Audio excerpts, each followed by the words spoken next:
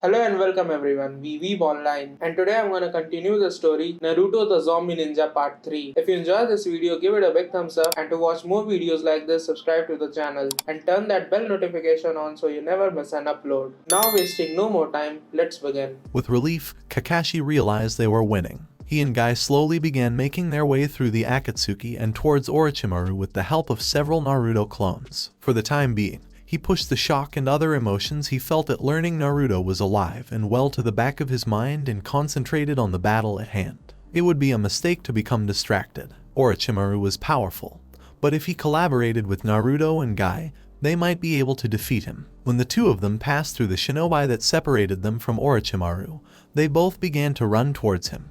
The beginnings of Chidori and Kakashi's right palm. They came to a halt when one of Naruto appeared in front of them, hands raised to stop them. "What are you doing, Naruto?" Kakashi inquired, letting Chidori fade away. When Kakashi addressed the other man, Guy choked in surprise, looking quickly at his masked face for confirmation that this was indeed the boy from 10 years before. Naruto didn't seem surprised that Kakashi had figured him out. "I think you should stay here, Kakashi-sensei." "Guy-sensei, can you explain why?" Kakashi inquired, refusing to let his old student prevent him from reaching Orochimaru without a valid reason. Naruto cast a glance behind him, and they followed his gaze as another Naruto appeared to be pleading with Jiraiya, who stood not far from Orochimaru's snake. Iro Sennin is about to commit a heinous crime. Naruto returned their gaze, glancing behind them. "Your old students need some assistance," he said with a quick nod in the opposite direction before disappearing back into the fight. They turned to see Lee fighting off a swarm of ninja while protecting Sakura, who was a short distance behind him. Working intently on Kiba's leg, Akamaru crouched loyally in front of his master, attempting to protect anyone who got past Lee. They rushed to help, leaving Orochimaru in the care of Jiraiya. "This is a bad idea, Iro Sennin." Jiraiya bit his thumb as Naruto spoke. "There are far too many people present. He also threatened to eat you the next time you summoned him." Naruto smirked. "What in the world did you do?" Jiraiya paused for a moment, his face solemn. "While gathering information for me, one of his sons was killed, most likely by Akatsuki." "What kind of information?" Naruto inquired. "On you, me," Naruto asked, perplexed. "Tsunade and I are concerned about you, kid. We checked in on you from time to time." Naruto looked at him, surprised. He'd assumed that once he was gone, everyone would have moved on. The more people he spoke with, the more it appeared that he had never been more wrong. Naruto smiled beneath his mask, a warm tingle of joy filling him. Jiraiya did the hand seals and slammed his palm to the ground to distract him. "Baka." Naruto jumped backwards, his warm feeling gone.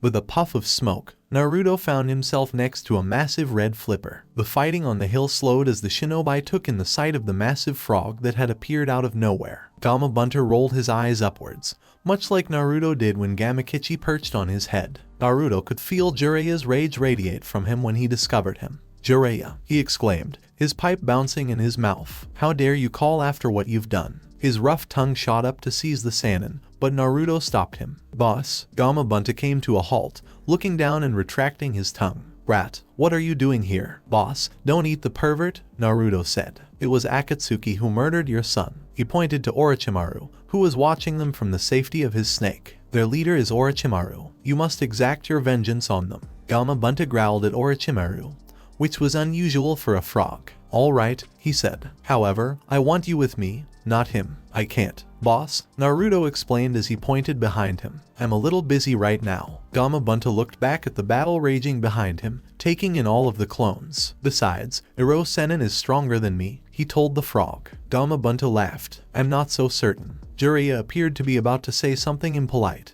but Gamabunta persisted. "All right, Jiraiya, let's finish this." He unsheathed his katana from behind him. "Boss, please don't crush us down here," Naruto said. "Baka," Gamabunta exclaimed. "I never put my sons in danger." Jiraiya searched the battlefield for the smaller frogs. When he didn't see any, his brow furrowed in perplexity. He realized with wide eyes that Gamabunta had been referring to none other than Naruto himself when he saw Naruto fondly pat the frog's large flipper before running off into battle. To be so highly regarded by Gamabunta, what had happened between them over the years? "That frog," Sasuke said to Naruto, who was fighting alongside him. "Is he the one you called when we were kids?" Naruto responded by blocking a punch and smashing his fist into his opponent's face. "Yeah, Gamabunta is his name. He'd be the Hokage if frogs were ninjas." With a swipe of his katana, Sasuke sliced through an enemy's stomach. When the man collapsed in a heap on the ground, Sasuke flicked some blood from his katana with a jerk of his wrist. If either man thought having a conversation in these conditions was strange,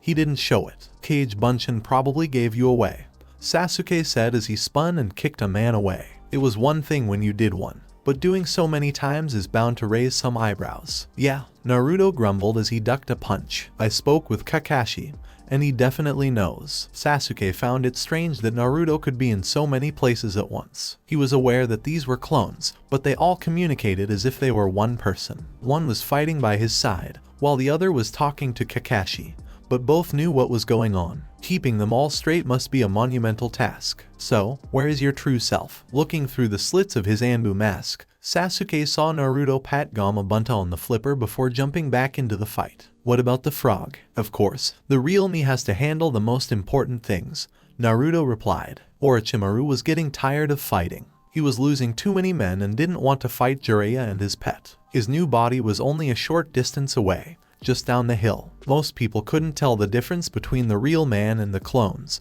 but only one of the masked men had the intoxicating power of Kyuubi. He only needed Naruto to be unconscious. The young man, on the other hand, was stronger than Orochimaru had hoped and smarter than he had realized. He'd underestimated him before, but this time would be different. But as he watched the real Naruto, he realized his flaw. He made his move as Jiraiya and Gamabunta prepared to attack him. He signaled his men to draw back by lifting his arm. They retreated behind him, perplexing the Konoha fighters. The snake on which he was riding then drove its thick tail into the ground, signaling the other giant snake, which had burrowed beneath the ground and was lying in wait to make its move. As the snake emerged from the ground in a flurry of earth and rocks, several Konoha ninjas were tossed into the air. It bared its fangs and flew directly at its prey, who was caught off guard and unable to flee. Sasuke could only watch as the snake charged at him at speeds he couldn't match. As he tumbled down the hill, he felt a sharp jar in the world titled. He regained consciousness and rolled to his feet, slightly dazed, before turning to face the spot he'd been standing in.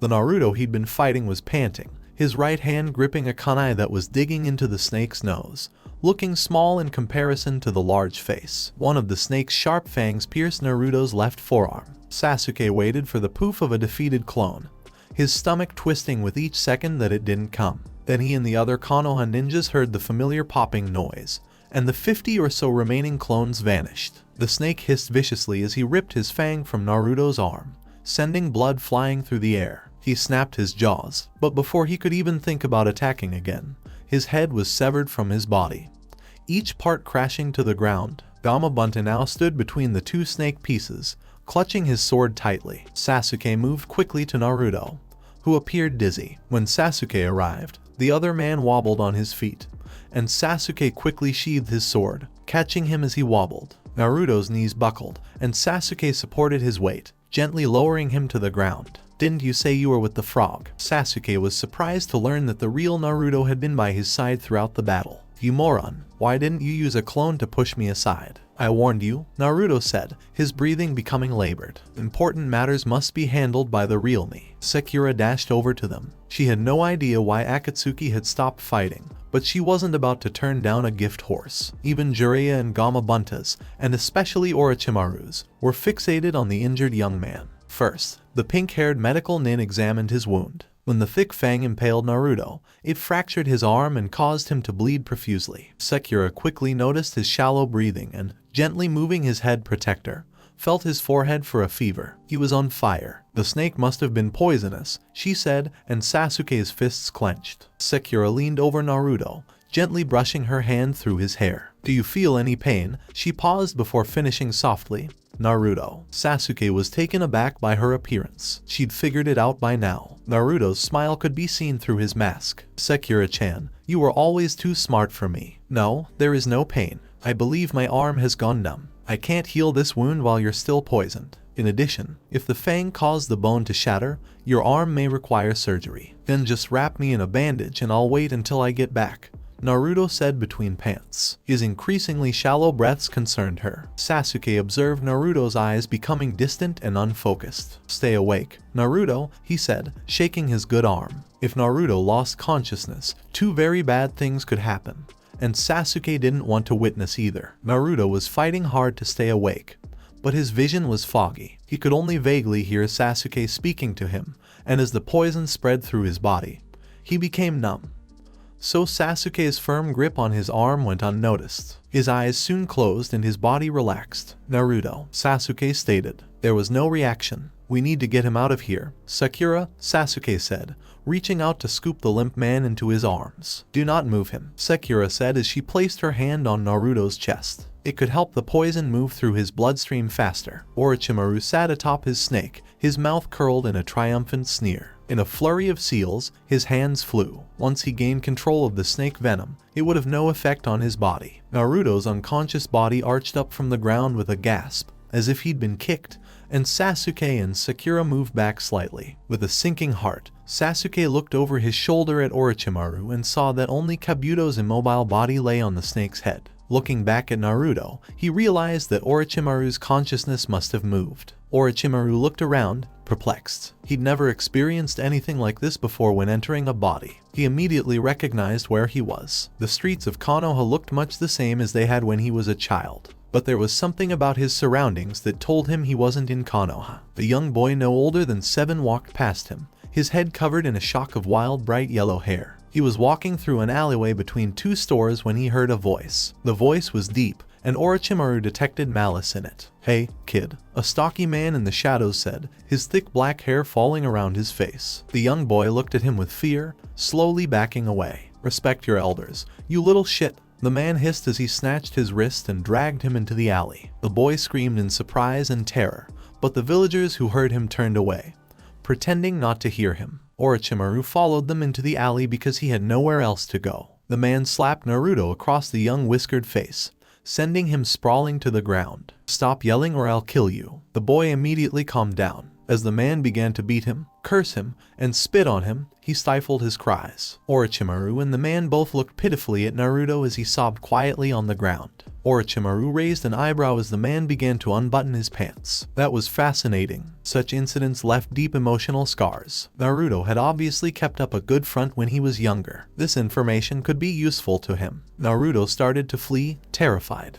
The man approached him steadily. "Some skeletons should be left in the closet," a low voice from behind him said. Orochimaru turned around to face the adult Naruto. He had removed his mask and was staring calmly at Orochimaru. "Kyuubi assassinated his family," Naruto explained. Orochimaru could hear the young Naruto's screams behind him. "How did it feel?" the dark-haired man asked, a menacing grin on his face. "It's the most painful thing I've ever experienced," Naruto stated unequivocally. The screams were silenced and the memory was erased with a wave of his hand. They were alone in the dark, only seeing each other. "You shouldn't be rummaging through my memories." "Didn't anyone come to look into the screams?" With a small smile on his face, Orochimaru inquired. "How could they have?" Naruto inquired. "It was just the demon kid." "Even so, you continue to protect these people. Why?" Naruto didn't respond to the question, but Orochimaru wasn't sure if it was because he didn't want to or couldn't. "Naruto-kun, Konoha does not recognize greatness and good. You must force them to see your true strength in order to demonstrate it. Make them fear you, and they will see your strength. We could destroy those who refuse to acknowledge our power if we work together." Naruto fixed his gaze on him. "You have no business being here, Orochimaru." Orochimaru became aware of the sudden echo of Naruto's words. The sound of slowly dripping water could be heard throughout the darkness. As his eyes adjusted to the darkness,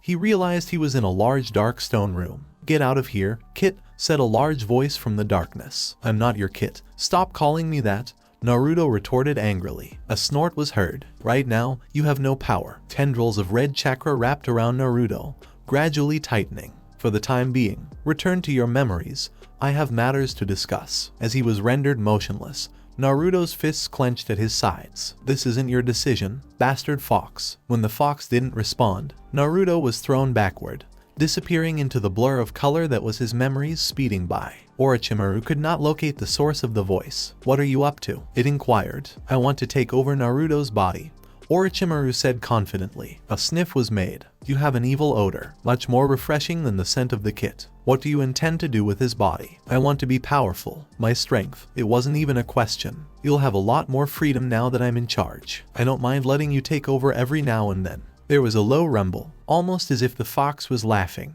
That is where you have misjudged me, human. I don't want to be controlled by anyone. Kit has no power over me. He fights me with everything he has. Despite my hatred for him, he has earned my respect for this. You're arrogant to think you can control him, and even more so to think you can control me. You are powerful and evil, and perhaps we could do a lot of damage together. But I've spent too many years with this brat. I've been gradually merging with him, weakening the seal as time passes. I can't let you in after all of this hard work and ruin it. When I am free, after I have destroyed those who are important to the brat, you will be my next target. I'd eat you right now if I could, but I'm not yet free to move. Orochimaru finally recognized the source of the voice when two glowing red eyes appeared, separated from him by a large set of vertical metal bars. Orochimaru felt a sharp jolt as his eyes flashed. He opened his eyes to find himself back in Kabuto's body, atop the snake. He stomped to his feet, glaring angrily at Naruto. Not only had the fox rejected him, but he had threatened to kill him. Whatever, the poison would take care of them both. He and the snake he stood on vanished after ordering his forces to retreat. They waited for Naruto to stop with bated breath. They had to be ready if he awoke as Orochimaru. After a few moments, a flare of red chakra suddenly surrounded Naruto's body. Sasuke and Sakura took a quick step back. Jiraiya recognized the chakra flare after witnessing a similar occurrence with Sasuke 10 years before. He noticed Kabuto's body standing. He laughed. Naruto had defeated him. Sasuke could sense that Orochimaru was no longer inside Naruto, but he didn't have time to rejoice. Naruto's eyes had opened. They were bright red. "Sakura, get back," he exclaimed as Naruto rose to his feet. Sakura moved quickly away, recognizing the gravity of her former teammate's voice. And even though his mask obscured his expression, Sakura could almost see the grim set of his jaw as Naruto stood. Shikamaru realized right away that the Akatsuki's threat to their lives was not over. Hinata and Neji were looking around with pupilless eyes. The chakra was out of the ordinary. They could almost see the rage it exuded. There was also an abundance of it. Fighting Naruto in this state would be impossible, even with everyone working together. The older generation of shinobi were terrified of the man, who now radiated visible red chakra. They now knew exactly who he was. They hadn't felt that chakra in over 25 years, and with this man's apparent death 10 years ago, they thought they were finally free of it. Pulling down Naruto's mask, Kyuubi smirked at all the potential victims, his elongated fangs gleaming. Anyone who hadn't realized his identity had been revealed when the mask was removed and his whiskered cheeks were revealed. Kyuubi's red eyes locked on Sasuke, and his grin widened. "You shall be the first," he said as he approached the dark-haired Anbu. "Naruto," Sasuke said as he backed away. "Defend yourself." Naruto's mouth curled into a sneer. "He's exhausted. That's what 10 years of not sleeping will do to you." Kyuubi knelt, lowering Naruto's center of gravity in preparation for a leap at Sasuke. He abruptly came to a halt, dropping to his knees. "What?" he demanded angrily. Shikamaru was on his knees a few yards away, his face contorted as he struggled to keep his Kage Main no Jutsu on the powerful creature. "Sasuke, get him out of there. You're the only one who can do it," he said it with clenched teeth and closed eyes. He didn't even notice Choji and Ino kneeling at his side, worried. Sasuke moved quickly, kneeling in front of Naruto and removing his Anbu mask. Several ninjas thought getting so close to a demon was a bad idea, but no one dared to try to convince the Anbu to back down. "You must fight him, Naruto." Kyuubi snarled angrily. "I'm not fleeing, and there's no way I'm going to beat Kyuubi. So, if you don't want me to die, you'd better get your act together, dope," Sasuke said, repeating what Naruto had said to him 10 years before. Shikamaru's jutsu failed, and the young Jounin collapsed, exhausted by his desperate effort. Before he could fall face first into the ground, Ino and Choji caught him. The ninjas of Konoha gasped as Kyuubi raised a clawed hand to slice through Sasuke,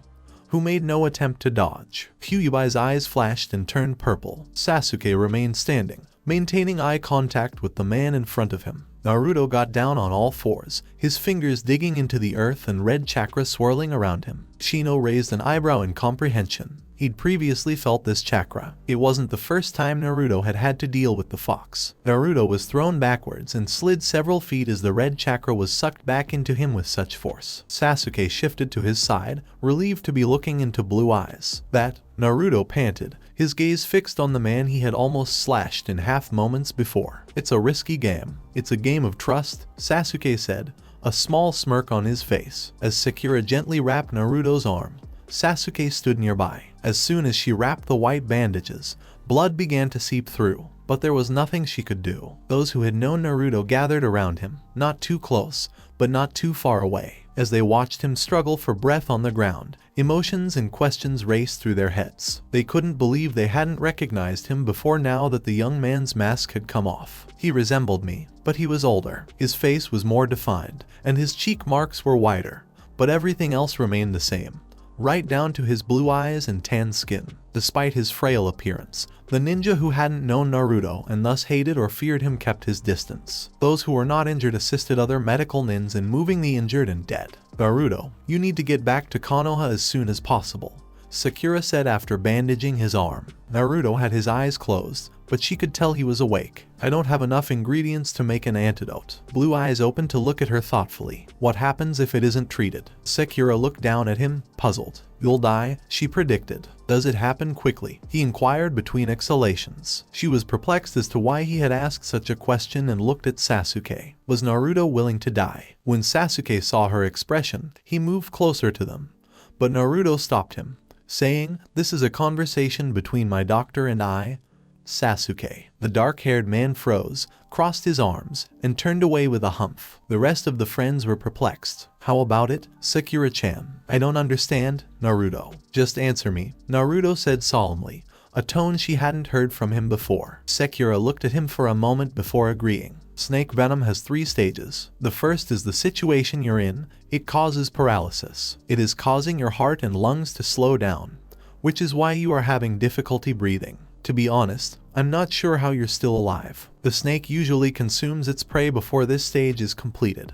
But humans have discovered that if the venom remains in the system for more than a couple of hours, the poison begins to react with the blood, giving the sensation of being burned from the inside out. Shinobi frequently use it for torture." Naruto remained silent, waiting for her to speak. "This can last for several hours before the person dies. I'm confident Tsunade-sama can create the antidote. So if we can just find a way to get you back quickly, I'd rather just stay here," Naruto said as he closed his eyes once more. "But Naruto," Sakura objected. "Like hell you are," said another. Naruto didn't even bother to open his eyes. "I told you to stay out of this, Sasuke." Sasuke may not have been close enough to hear the conversation, but the Sharingan also made it very easy for him to read lips. "Sakura," said Sasuke, "see if Jiraiya can convince Gamabunta to drive Naruto back to Konoha." Naruto growled, opening his eyes to face Sasuke, who stood above him. "This is not your decision, Uchiha." The sentence lacked force, however,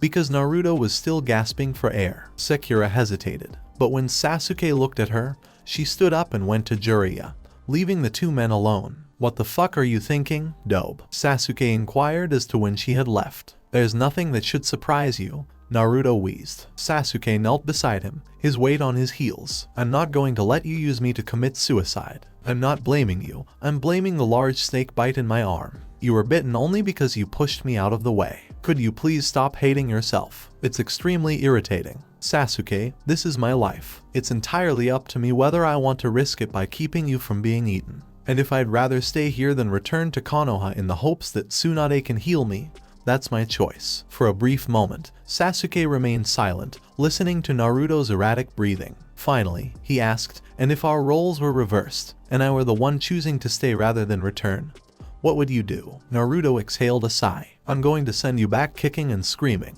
They could hear Sakura's footsteps. "Gamabunta says he can get you back to Konoha in a few hours," she said, waiting for Naruto's reaction. "Well, since that freak of a frog is more stubborn than Sasuke, it looks like I don't have a choice," Naruto said cheerfully, a far cry from the solemn tone he'd used with Sasuke only moments before. "You filthy brat," Gamabunta boomed, gently picking him up with his tongue. "Sasuke," Naruto said before being lifted up. "I apologize." He was then whisked away and placed on top of Gamabunta's head. "What are you sorry for?" In disbelief, Sasuke pondered. Was Naruto up to something? "I'll accompany you," Jiraiya said, staring up at the frog as if daring him to say no. Gamabunta was not the only person who regarded Naruto as a son. Jiraiya leaped to his head as the frog nodded. Sasuke took a step forward, contemplating joining them. Naruto's final words made him nervous. He came to a halt when he felt a gentle hand on his shoulder. He turned around to see Kakashi standing behind him. "Sasuke," he said, nodding to Choji and Ino,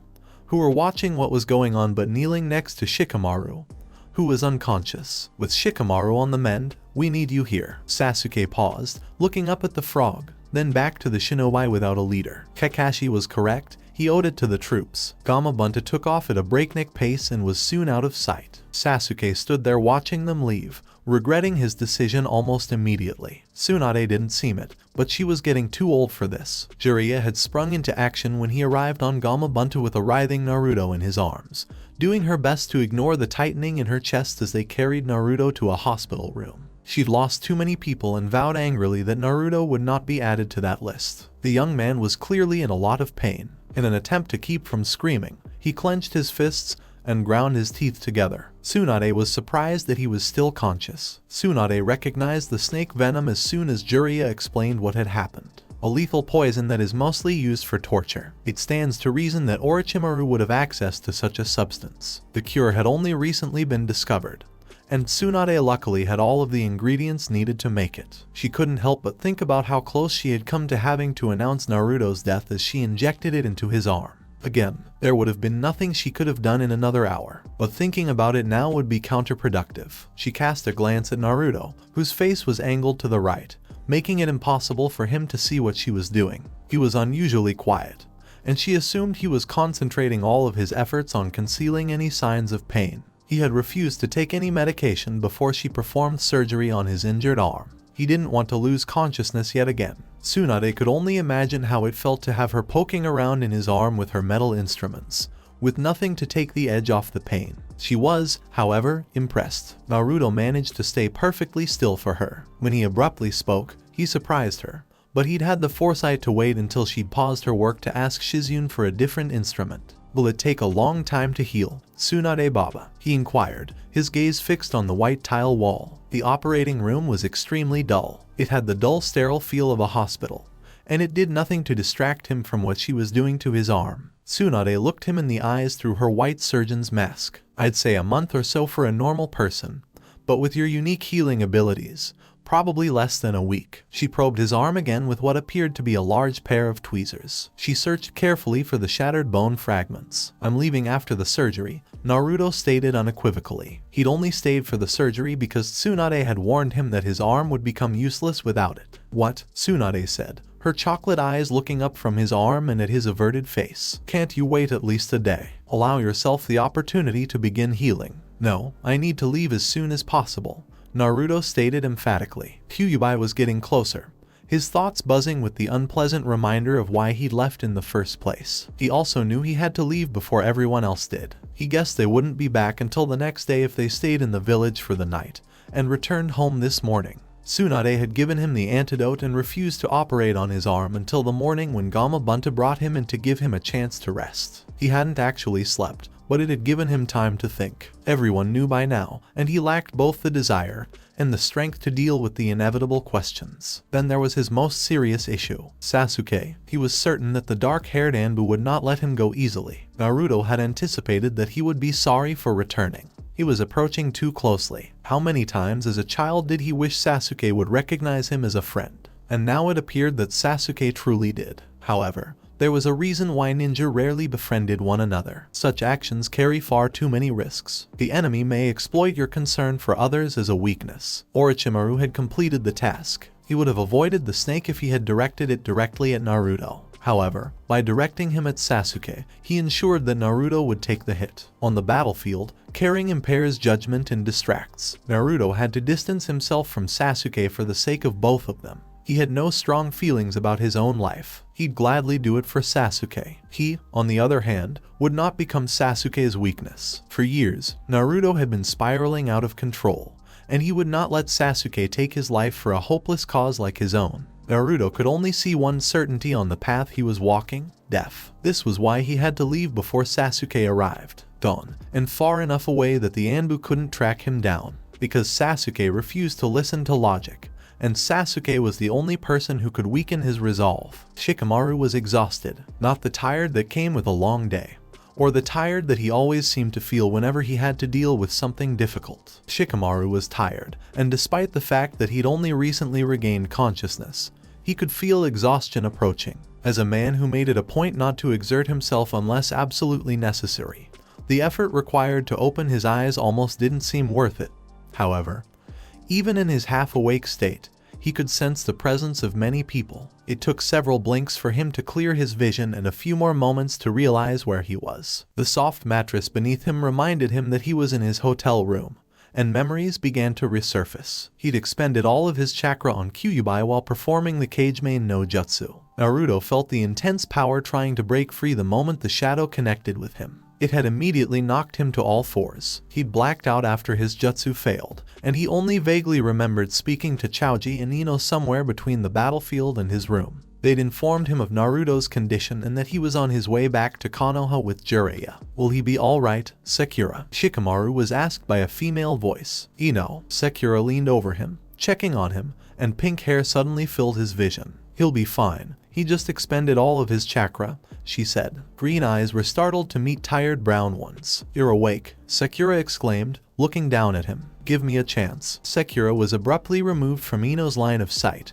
replaced by a scowling blonde. Shikamaru's eyes blinked. He recognized that look, but he had no idea what he'd done to irritate her this time. How come you didn't tell us? She wondered. Shikamaru's normally quick mind struggled to understand her question, but came up empty-handed. He pushed himself into a sitting position, regretting his action the moment he took it, and raised an eyebrow when he saw how many people were crammed into his room. Except for Sasuke and Naruto, the original Rookie 9 and Guy's old team were present. He couldn't figure out how they'd all fit into his room. They were all staring at him, waiting for him to respond to the question he couldn't understand. Tell you what, he inquired. Naruto, you were aware he was alive but did not inform us. Ino became enraged. I knew something strange was going on. Kiba grumbled from a chair next to Shikamaru's bed. Sakura had healed his leg, but it would be painful for a few days. At his feet, Akamaru barked. How come you didn't tell us, Shikamaru? Choji inquired. He didn't seem as enraged as Ino or some of the others.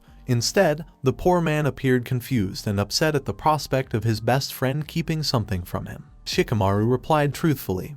He asked me not to. How could he not want us to know? Lee inquired. I'm not sure, Hinata admitted. She'd never become less soft-spoken, so when she spoke, the group learned to quiet down and listen, because otherwise, no one would hear what the young woman said. She appeared small in comparison to Shino's towering stature. How come he's been pretending to be dead? They were looking to Shikamaru for answers that he lacked. You should ask Naruto, he said. Don't give us that ask Naruto nonsense, Kiba yelled. Please tell us what you know. Shikamaru could feel exhaustion seeping through his veins, and all he wanted to do was crawl under the covers and sleep. That's all I know, he admitted. Why did everyone have to be so difficult? He hasn't told me where he has been or why he has left. When I asked, he told me it was a long story, and Sasuke looked like he was about to throw a kunai at me for even bringing it up. The only thing I can suggest is that you go ask Sasuke, who may or may not know.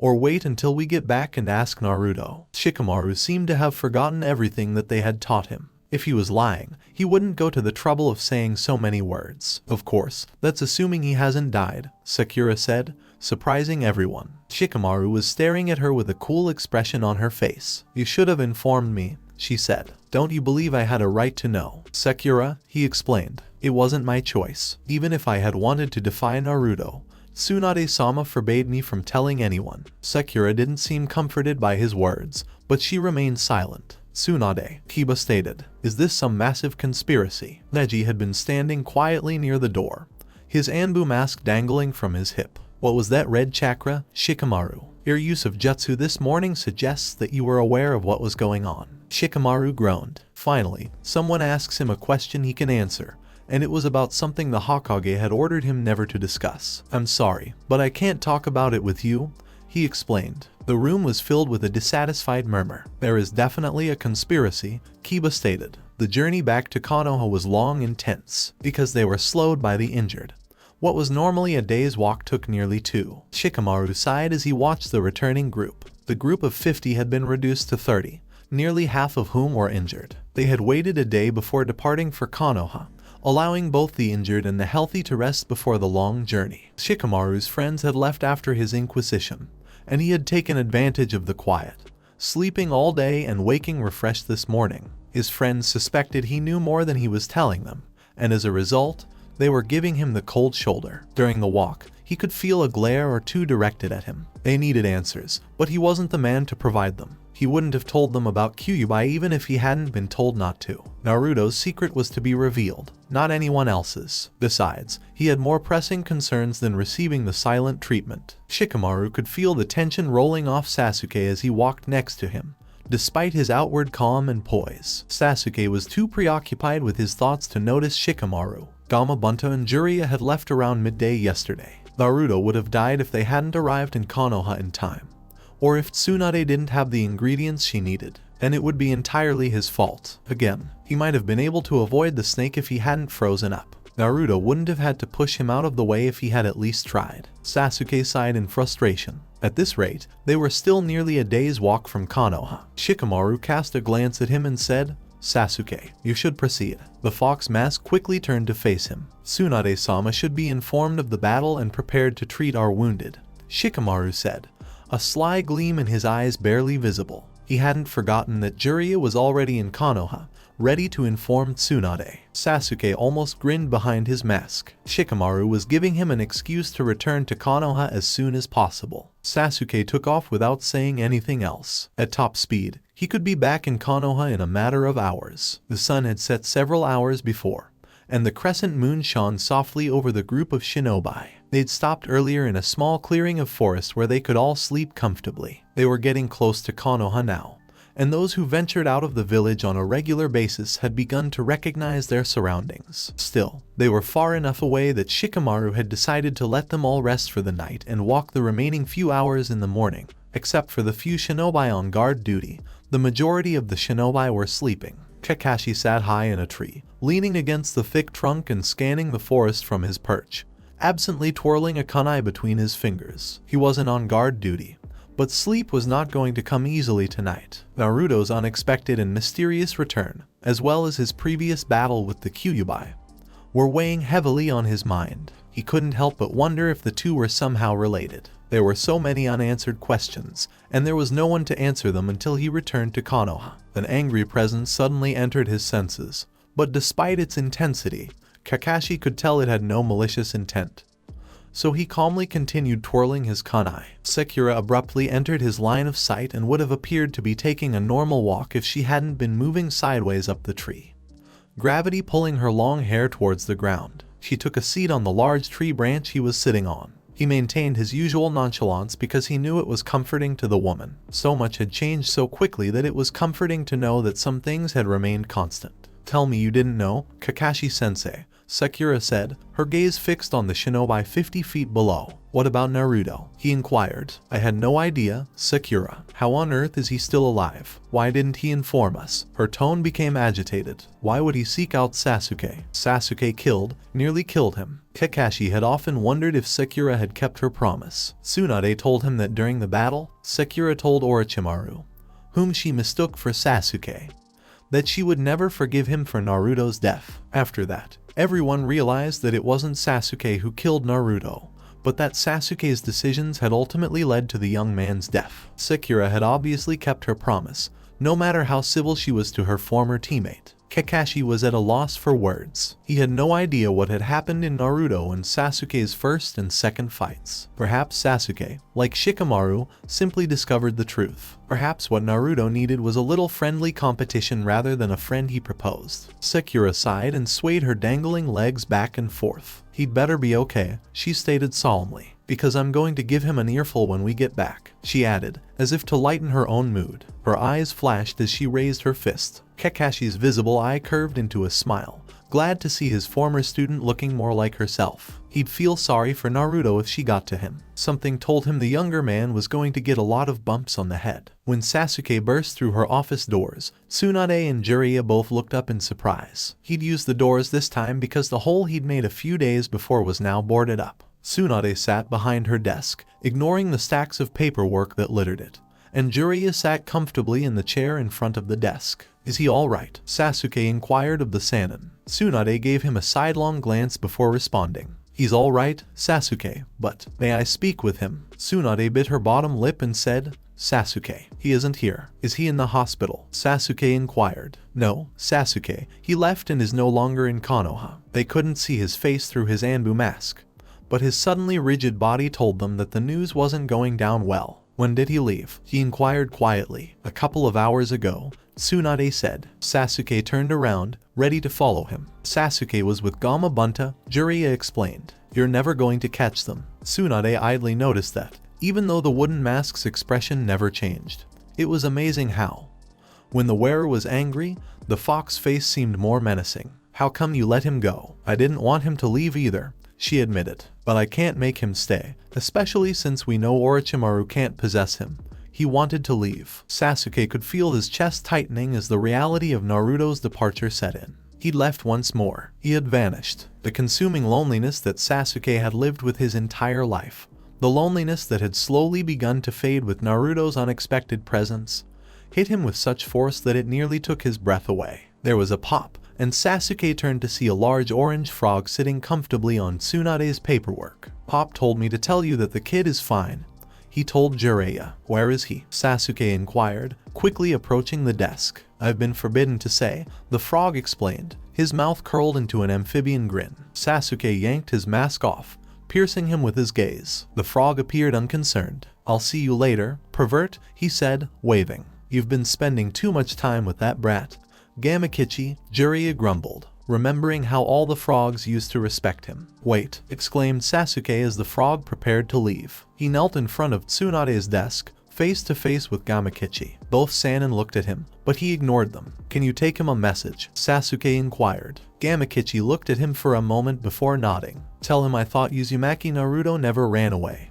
He's just a coward who talks big but doesn't deliver. Tsunade and Jiraiya looked at each other. They had expected something more sentimental, but this was Sasuke. Gamakichi vanished with a nod of understanding, leaving smoke on Tsunade's desk. Sasuke stood, ignoring the Sannin and stalking towards the door. Gamakichi's return was announced by a pop followed by Yo, kid. Gamakichi continued as Sasuke turned. If protecting my friends means being a coward, I don't want to be brave, he said. Tell him that sneaking away while no one is looking is not protecting us, but rather running away from us so you don't have to face anyone. As the three ninja waited for Naruto's response, there was a pop followed by silence. No one will want me there anyway when the village finds out who I am, he says with a pop. Tsunade surprised Sasuke, Jiraiya, and Gamakichi by speaking, just as he was about to growl at the frog to tell Naruto to stop making stupid excuses. I need you here. After a brief pause, Jiraiya added, so do I. Gamakichi looked at Sasuke,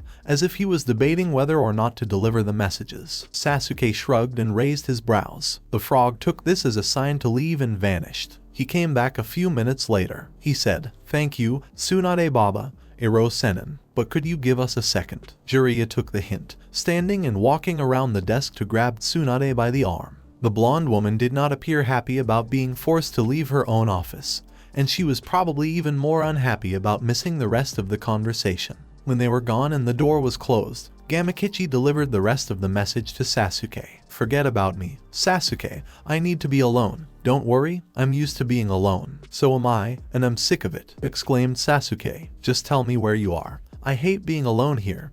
We can be alone together. Pop, you're an oxymoron, moron. Be quiet, dope. Pop, you keep quiet, asshole. Wow, what a response, snorted Sasuke. Bring your ass here so I can kick it. Pop, if I recall correctly, you were the one who was knocked out with broken bones after our last fight. If you had asked me, I would have gone with you. Pop, Sasuke quickly sat in Jiraiya's empty chair, his head in his hands. Seconds turned into minutes, and Sasuke became concerned that Naruto would not respond. Pop, Sasuke didn't notice Gamakichi's smile because he wasn't looking up. It wasn't the grin he'd had earlier, but rather a sad little smile. He said, you don't see the danger you're putting yourself in. If you don't protect yourself from me, I'll have to do it for you. Sasuke didn't move, and Gamakichi continued, I'm sorry, kid, but he told me not to wait for a response, Gamakichi said, leaving Sasuke slumped in his chair. He'd only just said goodbye to Gamabunta and left on his own when Gamakichi appeared with Sasuke's message. It had been unexpected, to say the least, but thankfully, with Sasuke so far away, Naruto had been able to keep his cool. In person, Sasuke might have been able to persuade him to stay or allow him to accompany him, but he was safe here. Naruto began walking up the road after sending Gamakichi off with a final message for Sasuke. With no destination in mind other than away from Konoha, he was finally on his own for the first time since his trip to Konoha. It was exactly what he had desired from the start. So, what made him so unhappy? Naruto ignored the sensation and turned left, disappearing into the forest that ran parallel to the road. Naruto wanted to stay away from the main roads as the sun set. He knew from years of traveling that after dark, thieves and bandits prowled the roads looking for weary nighttime travelers to prey on. Normally, it would have made no difference because Naruto was perfectly capable of defending himself against common thieves. But Tsunade had warned him not to use his arm as much as possible until it healed. It was bandaged and wrapped in a sling that was loosely draped across his shoulder. It still hurt from the surgery, and Naruto was relieved to avoid any unnecessary fighting. The sun had completely set as he walked through the forest, and the only dim light he had now came from the crescent moon. Long shadows of trees stretched across his self-made path as he navigated fallen logs and foliage. It was a cool night, a foreshadowing of the approaching autumn. Naruto made a mental note to look into getting a jacket the next time he visited a town. Short sleeves were appropriate for August, but winters in the Fire Country could be brutal. Naruto had been traveling for quite some time when he heard the sounds of a battle. It was a little to his right, not in the direction he was going. He came to a halt in his stride, unsure whether to investigate or continue on his way. Seals and two-handed fighting were out of the question because he could barely move his arm. He was about to abandon the battle when a familiar chakra presence drew his attention. Kyuubi clearly felt it as well, and Naruto gritted his teeth, forcing the fox's sudden surge of chakra back. "Stop advertising our presence, Baka," muttered Naruto to the fox. Someone's attention was bound to be drawn to such a chakra, especially his. Naruto sensed the fox's sudden desire to pursue him, and his curiosity was piqued. I suppose it couldn't hurt to look. Shikamaru had been startled awake by the shouts of those on guard duty. Ambush were being attacked. Within moments, the Konoha ninja were awake and alert, ready to fight. Even the majority of the injured were prepared, ignoring their pain. Kakashi and Sakura descended from above, crouched and armed with kunai. The three remaining Anbu stood around the clearing, each masked and their katana unsheathed. The attack came from all directions. It only took a glance at their enemies' slashed forehead protectors to realize that Orochimaru intended to finish off the small remainder of their force. Shikamaru couldn't help but notice how slim their chances of survival were as the battle began. They were wounded, outnumbered, and surrounded, and three of their best shinobi were in Konoha. A Sannin, Anbu captain, and an extremely powerful Kyuubi vessel would have come in handy right now. Sakura ducked her opponent's sword and backed away to put some distance between them. Sakura was not a fighting ninja. She was a medical ninja, and she was damn good at it. She was intelligent and had incredible chakra control. But these qualities were useless when a man tried to skewer you with a katana. Leaping away from a sword swing that would have cleaved her in half, she drew 4 shuriken from her hip pouch and tossed them at her attacker, who easily deflected the stars with his sword. He threw a kunai at her, and in her haste to avoid it, she tripped, painfully twisting her ankle as she fell to the forest floor. Her assailant appeared above her, dark eyes gleaming with unspoken victory. Sakura began gathering her healing chakra right away. If he hit her somewhere that wasn't immediately fatal, she might be able to heal herself. Possibly. He raised the sword and thrust it at her. Her eyes widened in surprise as a figure appeared between her and the sword wielder, deflecting the sword with a double-edged kunai. The attacker stumbled and backed away as he took in his new foe. His left arm hung uselessly in a sling, indicating that he was one of the injured. The wielder of the sword smirked. It was noble of this man to defend the woman, but it was foolish of him to fight with only one arm. He'd get rid of this jerk quickly. He flew towards the man, his katana raised, ready to strike his unguarded left side. A man could only do so much with one arm and a kunai.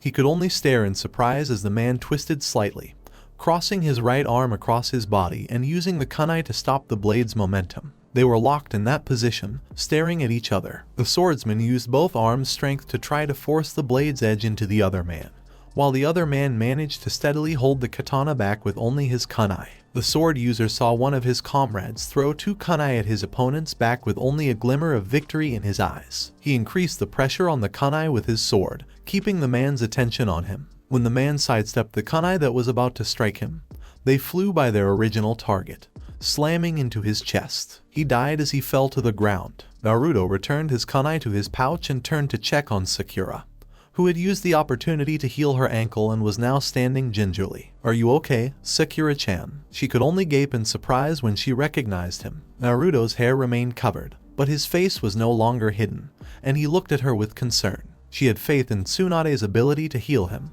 but seeing him in front of her was surreal. She had been living for the past 10 years with the knowledge that he had died, as if she were in a dream. She jolted awake from her trance. "I'm fine. How did you find your way back here?" Naruto shrugged, a grin on his face that seemed both familiar and strange. "It's a long story." Sakura looked at his bandaged arm. "Should you fight with your arm hurt?" she inquired. "No," he replied, looking around. His gaze was drawn to something he didn't particularly like the look of. "Be careful, Sakura, I have to go take care of this," he said as he walked away. The issue with Shikamaru's shadow jutsu was that using it in the midst of a battle with many enemies exposed him to other attacks. He'd had no choice in the matter, unfortunately. He was identified as the leader, and 12 Akatsuki decided to attack him all at once. Shikamaru was the first to admit he wasn't good at fighting in large groups. Naruto, like Sasuke, Tenten, Lee, and many of the others, was a numbers man. He, on the other hand, was much better at one-on-one combat,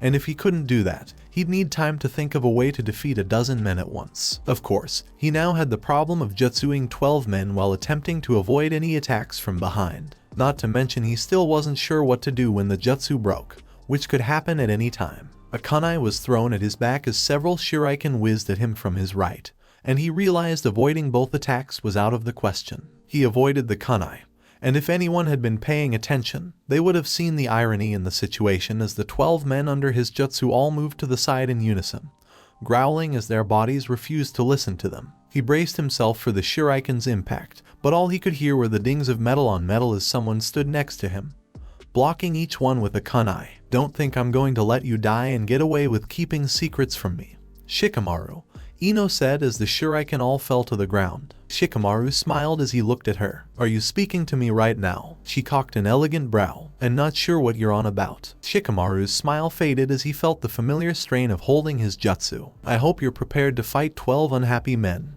he said firmly. "You've got to be kidding," Ino said, her blonde ponytail flipping over her shoulder as she quickly turned her head to look at the men he was holding. Ino's ability to fight in large groups was not much better than Shikamaru's, as using her specialty jutsu rendered her even more defenseless than Shikamaru. "I wish," Shikamaru said as his shadow abruptly returned to him. For a brief moment, the men stood motionless, taken aback by their sudden ability to move. When they realized what was going on, they grinned and moved towards the two, quickly surrounding them. Shikamaru and Ino stood shoulder to shoulder, each holding a double-bladed kunai. Several men charged at them at once. Shikamaru and Ino tried to stay together to avoid being separated, but the men quickly separated them, 4 of whom continued to attack Ino while Shikamaru was surrounded by 8 enemies of his own. Shikamaru didn't have enough chakra to try Kagemain no Jutsu again, not with so many people to stop. One of the men managed to punch him in the face, and he stumbled backwards into another, a massive muscled man. Shikamaru's head was barely above his chest. Shikamaru's arms were twisted behind him, forcing him to drop his kunai.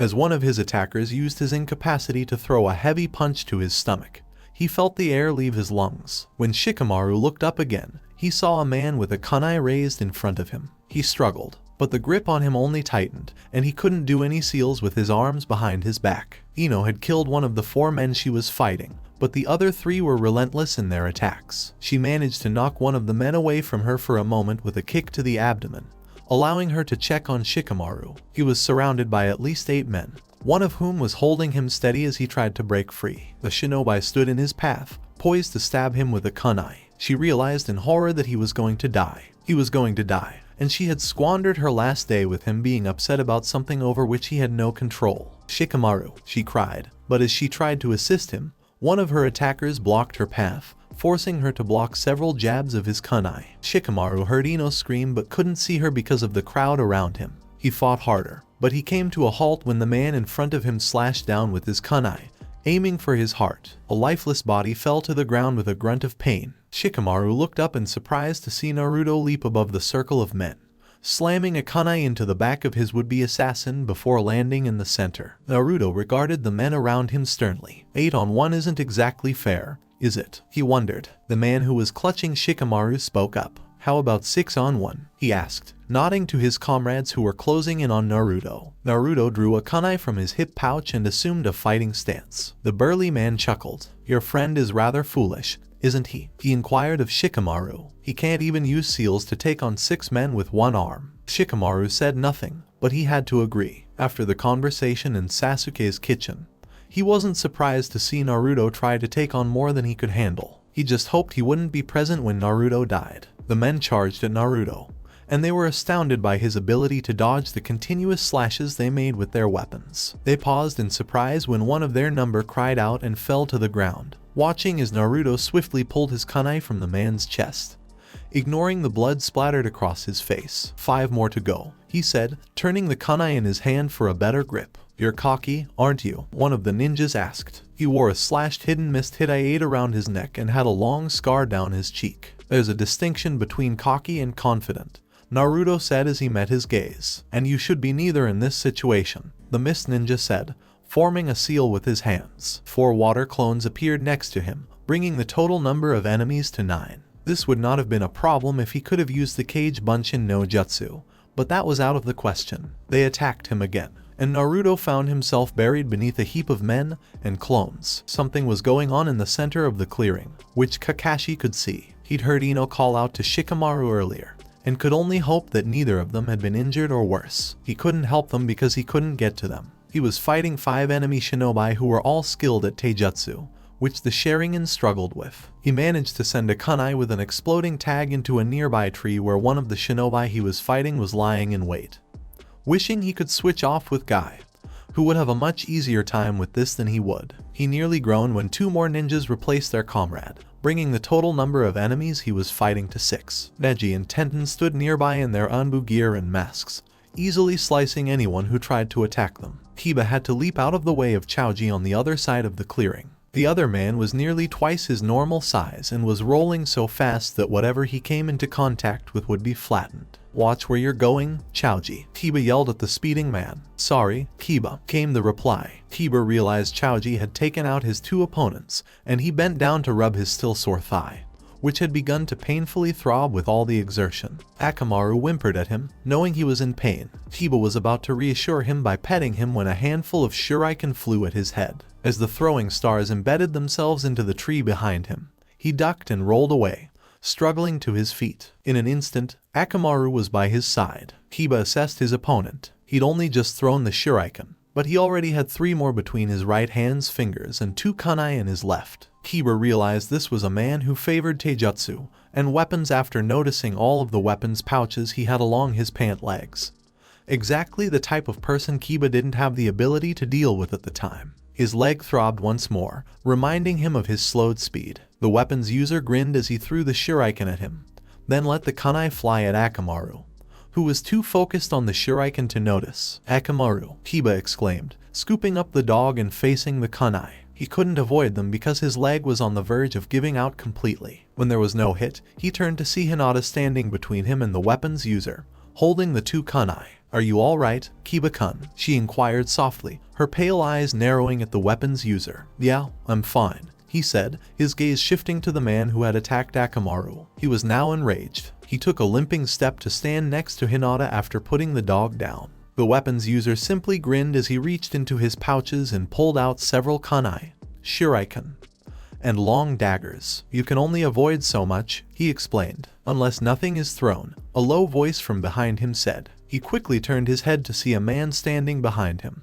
wearing a long white coat over a jounin vest and his hands stuffed into his pockets. The weapon user snorted, his sunglasses covering his eyes. It was almost midnight, and the man probably couldn't see anything. He raised a 2 kunai to finish this man off first when he noticed several black dots moving along his weapons in the moonlight. Then more appeared, crawling out from beneath his sleeves. What is this? He yelled, attempting to swat away what he now realized were small black bugs. It's not worth explaining, Shino said as he walked past him as more bugs appeared on him and over to Kiba and Hinata. His 2 former teammates were used to seeing things like this and ignored him as he screamed and frantically tried to remove the growing number of bugs before fleeing into the forest. Kiba growled, Shino, I was going to murder him. Not on that leg, Shino stated flatly. Kiba was about to respond angrily. Shino was about to quietly ignore him, and Hinata was about to shyly try to interject.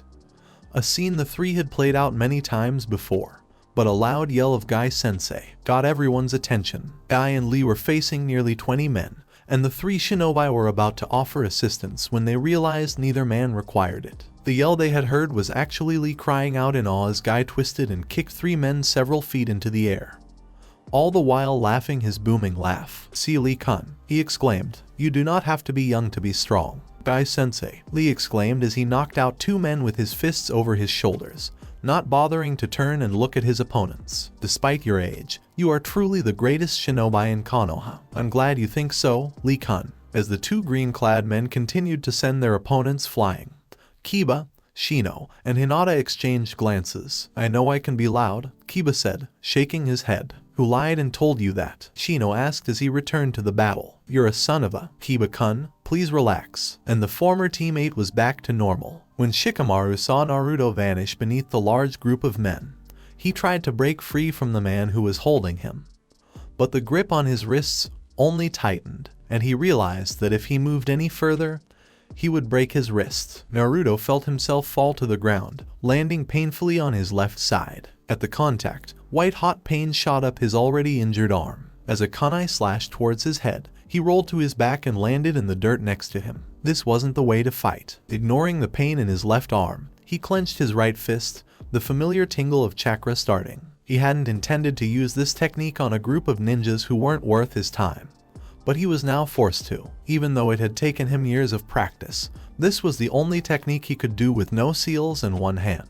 The ninjas on top of him looked down, perplexed, as a blue light filled their vision. They were dead before they made contact with the ground because all they heard before being blasted away was Rasengan. Shikamaru, his captor, and everyone else in the area were stunned as Naruto struggled to his feet, his right hand smoking. When the ninjas of Konoha returned their focus to their battles, their opponents had vanished. They all looked around in bewilderment, clutching their weapons tightly in preparation for a trap. A strong breeze had started to blow. Kakashi knelt beside his two opponents, tracing his fingers through the sand on the ground. Naruto was unconcerned about his enemy's sudden disappearance. His narrowed blue eyes met the man with Shikamaru's wide eyes. "Are you going to let him go now?" he inquired. The burly man snorted, twisting Shikamaru's arm so sharply that the brown-haired man grimaced in pain and knelt to relieve some of the pressure on it. The man had pulled out a kunai and pressed it against Shikamaru's exposed neck in one swift movement. "Shikamaru," exclaimed Ino, free to see what was going on now that the remaining two men she was fighting had vanished. "Come near me, and I'll kill him," the man said, drawing the dagger closer to Shikamaru's throat to demonstrate his seriousness. "You're surrounded," Naruto pointed out. "Do you think you'll get very far if you kill our leader and comrade?" "My allies will keep you busy," he promised. "What allies?" Naruto inquired, motioning around the clearing,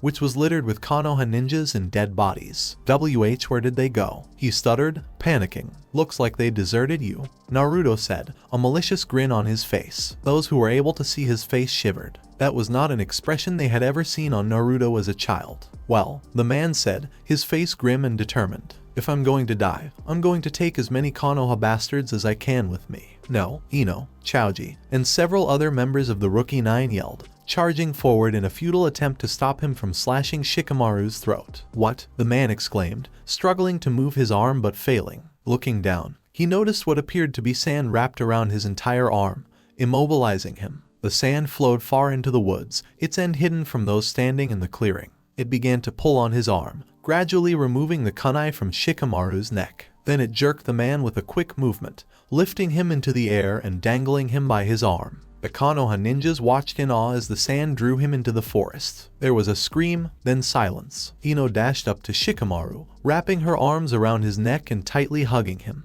The ponytailed man looked at her, puzzled, before slowly hugging her back. Several of the friends grinned at the sight and began to make their way towards the center of the clearing.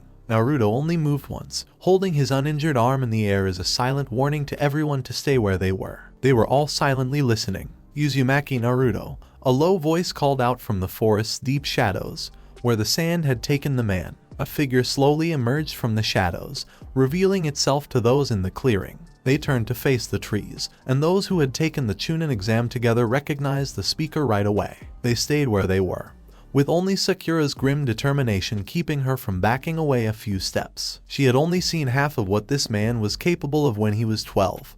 And the prospect of him becoming more powerful made her stomach turn. Shikamaru and the others from the former teammate were also filled with dread, having witnessed the man in action once before. A short man with his arms crossed across his chest stood across from Naruto. Ninja garb hung loosely on his gangly body, and a large tan gourd sat on his back.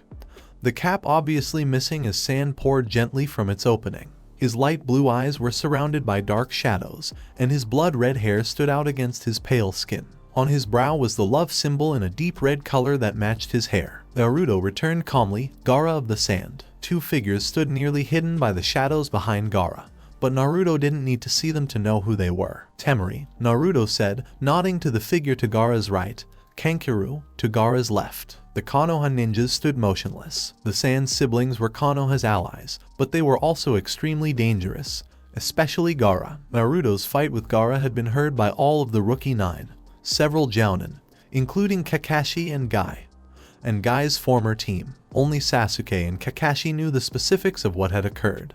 All they knew was that Naruto had defeated Gaara. Gaara appeared to be holding a grudge based on the scowl on his face. The Konoha ninjas watched in silence as the red-haired man extended an arm. Sand that had been lying unnoticed on the ground leapt up at his command, forming a hand. The sand rushed at Naruto, who didn't move from his position, in response to an unspoken command. "He'll be killed," Kiba exclaimed, and Hinata's hands flew to her mouth. They were well aware of what would occur if the hand wrapped around Naruto. The next thing they saw of him was goo all over the forest. Naruto didn't even blink as the sand hand rushed past him, rustling his clothes. It flew to a tree behind Naruto, where an Akatsuki ninja was hiding, ready to launch a kunai at Naruto's back. Gaara clenched his fist, and the Konoha ninjas flinched at the strangled cry and crushing bones. Gaara's arm then casually crossed over his chest as the sand slowly crept back into his gourd. "What do I always tell you about keeping an eye on your back, Naruto?" Gaara asked. The majority of the people in the clearing stared wide-eyed as the red-haired man allowed a small smirk to cross his features. Naruto smiled. "What's the point when you can do it for me so easily?" Naruto looked down at his arm for the first time since he'd started fighting,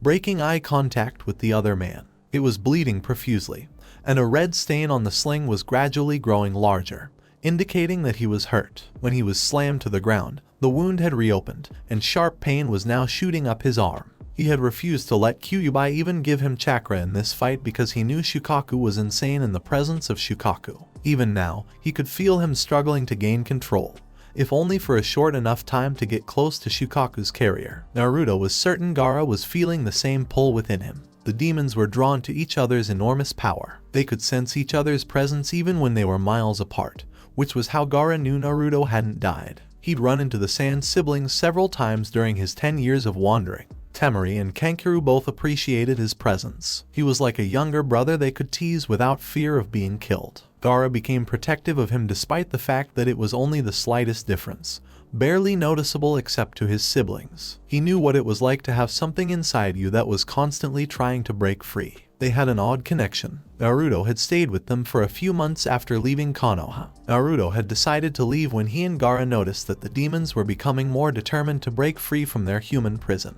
The sensation of being so close to the other's power drove both demons insane. They wanted out, and they wanted the other person's power to supplement their own, so they took every opportunity to try. Gaara and Naruto realized they needed to separate themselves, so Naruto left. The demons acted up whenever they met, so they kept meetings as brief as possible. As he struggled with Kyuubi, Naruto began to feel exhausted. Naruto had expended a lot of chakra during the fight, and as he held Kyuubi back, he realized that standing was no longer an option. His knees buckled, and he would have fallen uncomfortably on his arse if a sand chair hadn't suddenly appeared beneath him. Naruto looked at Gaara, who was staring at him in silence. When the Konoha ninjas realized there was no danger of a bloody battle between Naruto and Gaara, they began to relax. Shikamaru began to mentally tally their losses after Ino had removed herself from his neck, blushing in embarrassment. More of them had been injured, but they were all still alive. He questioned whether the outcome would have been the same if Naruto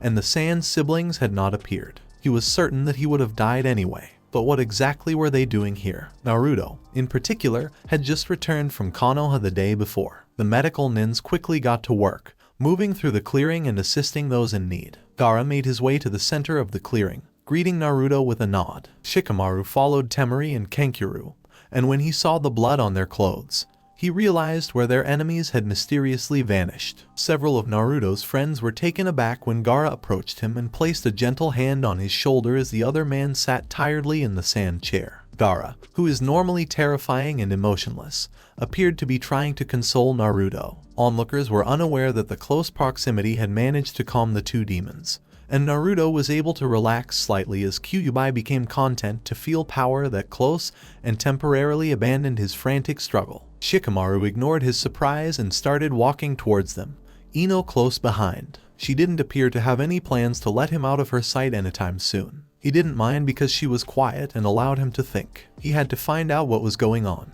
The sand ninjas were not supposed to be anywhere near Konoha, and Naruto's presence was especially surprising, especially since he was missing Sasuke and Jiraiya. Sakura trailed Shikamaru. She could see Naruto had hurt his arm again, and she needed to make sure he hadn't done any more damage. Kakashi trailed behind the three younger ninjas, hoping for once to get some answers. Also, the silver-haired Jounin simply did not trust Gaara, especially after Pakkun had detailed Naruto's fight with him. When the four ninja approached the group surrounding Naruto, they could hear him grumbling. "Could you have waited any longer to join the fight?" he asked, looking up at Gaara, who was staring at the tree above the other man's head impassively. "I'm aware you were present. We were doing little things here and there," Kankuro shrugged. "Well, isn't that nice?" muttered Naruto. "I'm being dogpiled by 9 guys, while you 3 were doing little things here and there. Oh, stop whining. You're getting more immature every time we see you. And 4 of those guys were clones," Temari said, leaning lazily on her tall metal fan. Shikamaru noticed Naruto's small upward tilt of his lips and the fan user's small smile as he humped and looked away from her. Shikamaru noticed how familiar they appeared, as if they were buddies. None of them seemed surprised to see him alive. Now that he thought about it, had they been aware? "What are you doing here?" Naruto inquired. "The last time I saw you, I was close to your village. Gaara felt your most recent battle, and we decided to see if you had died," Temari teased. "It appears that we got our hopes up for naught." Naruto laughed. "I'm sorry for disappointing you." Kankuro shook his head. "There will always be another time." Naruto laughed and shook his head. Gaara turned to face Shikamaru, Ino, Sakura, and Kakashi as they approached. Shikamaru nodded to Gaara of the sand and then to his 2 siblings, Kankuro, Temari. Sakura moved over to Naruto's left side, leaning down to inspect his arm. She was surprised when another sand chair appeared next to Naruto's, allowing her to sit level with him. She looked up at Gaara, wide-eyed, but the man's gaze was fixed on Shikamaru or Kakashi. He also hadn't let go of Naruto's right shoulder, which she noticed. "Go ahead," Naruto said, leaning forward in his seat. He'd noticed her hesitation. "It's exactly like a chair." Sakura tentatively sat down, then carefully removed his arm from the sling and began to unwrap his bandages. Naruto focused his attention on the conversation going on next to him. "I'm sure Tsunade-sama would like to thank you," Shikamaru said. Kankuro raised his voice. "We're sorry, but Konoha isn't on our way." Shikamaru groaned. "I don't want to beg, but you saw what almost happened here tonight. Many of us are injured, and the rest of us have been awake all night. If we are attacked again, there is no way we will survive.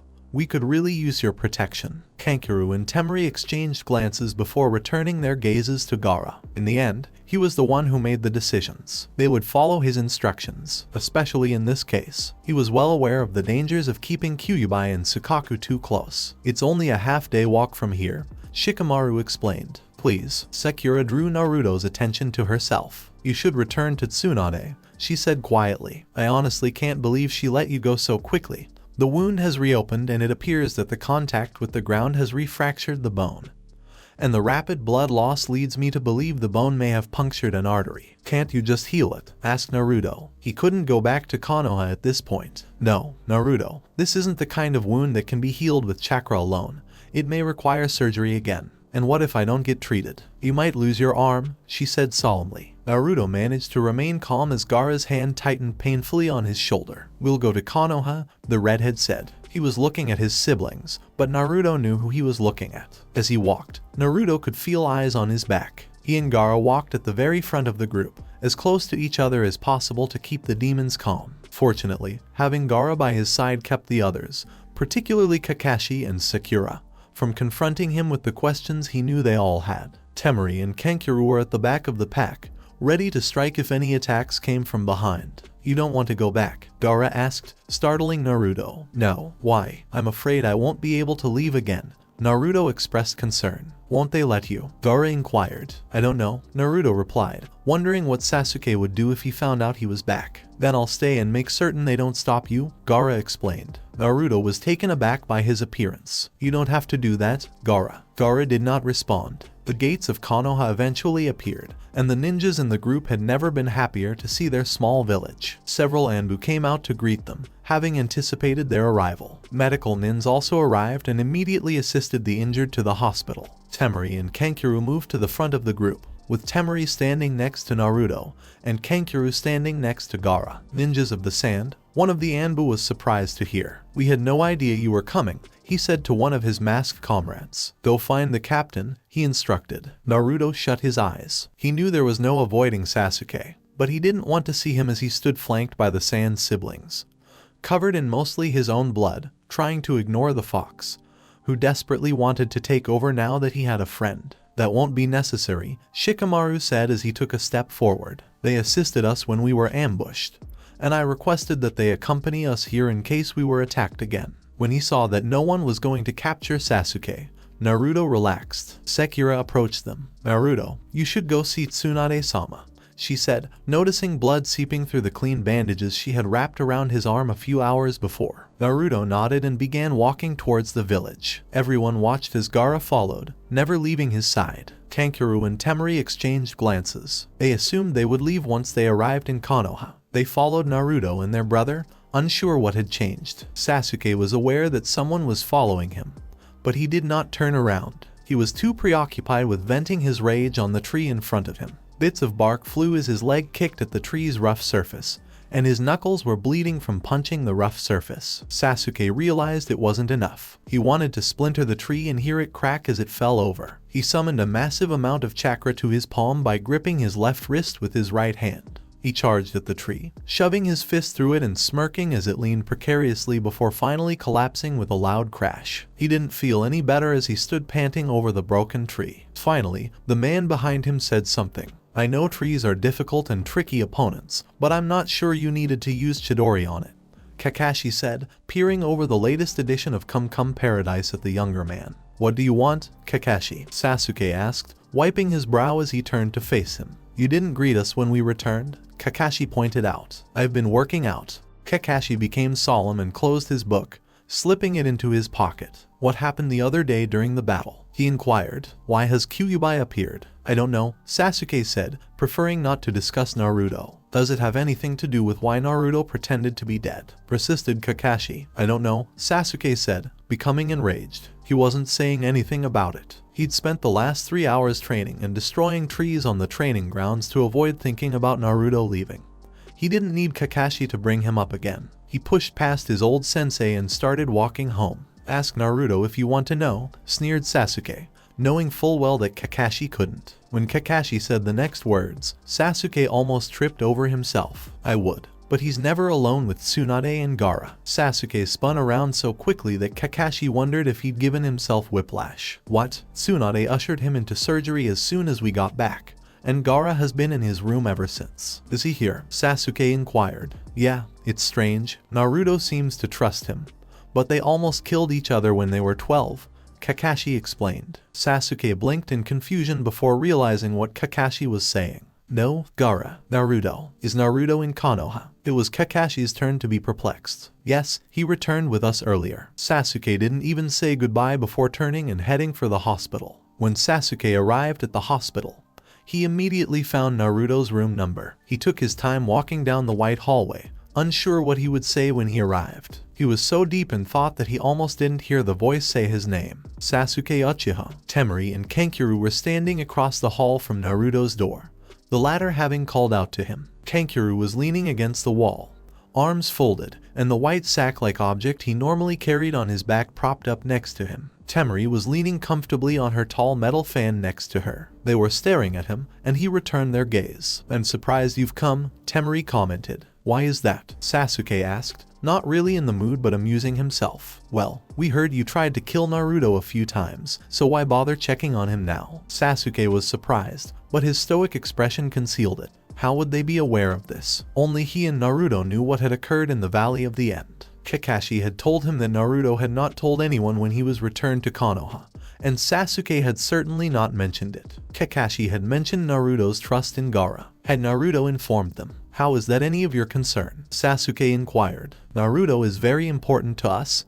Kankuro explained. We were there for him during some of his darkest times. Sasuke's expression showed some surprise. When had this occurred? What were some of Naruto's low points? He knew more about Naruto than anyone else in Konoha, but he felt he knew nothing about the other man. But these strangers knew everything. Naruto had approached them for assistance. However, if you try to hurt him again, you won't have to deal with us, Temari stated. However, Gaara will not be forgiving. If I recall, Sasuke said, clenching his fists. Gaara, you attempted to kill Naruto himself. His anger was rising, angry at them for suggesting he'd hurt Naruto again. Anger directed at Gaara for even attempting to protect Naruto. Anger at Naruto for choosing the Sand siblings over him. Most of all, he was angry at himself for being the source of the problem. He had betrayed Naruto and attempted to murder him. After that, how could he expect the other man to trust him? Yes, Kankuro concurred. But, Gaara, wasn't he his friend at the time? Sasuke was at a loss for words in response. He turned and knocked on Naruto's door,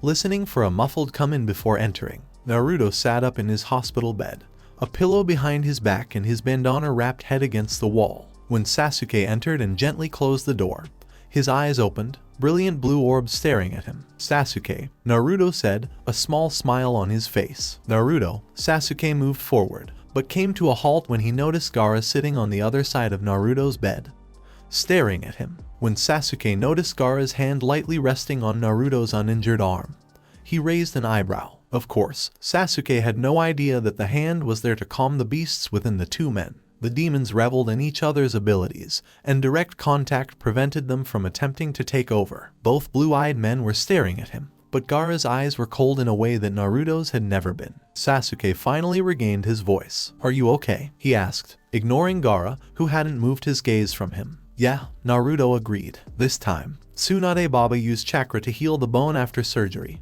so if I get into another battle, hopefully the worst that can happen is I tear open the stitches. How long will you be here? Until Tsunade says I can leave, Naruto said, not looking him in the eyes. Sasuke had a lot to say, and he wanted to say it all in private. Looking at Gaara, who was still staring at him, Sasuke realized the redhead had no intention of leaving. Sasuke stood there for a long time, staring at Naruto, who returned his gaze. Gaara was staring as well, because he didn't seem to need to blink. Finally, Naruto broke the silence. Gaara, could you please give us a minute? He asked. Only then did Gaara's gaze shift from Sasuke to Naruto, and after a brief moment of observation, he silently stood, walking to the door and exiting. Naruto flushed slightly as Kyuubi struggled. He'll be right back, bastard fox, he said quietly, hoping to calm the demon down. Instead of attempting to take over, Kyuubi listened and began pacing restlessly. It was pointless to fight when Naruto was awake. For the time being, at least, Kyuubi had a chance once the seal was broken. Sasuke approached Naruto's bedside. I didn't realize you and Gaara were so close,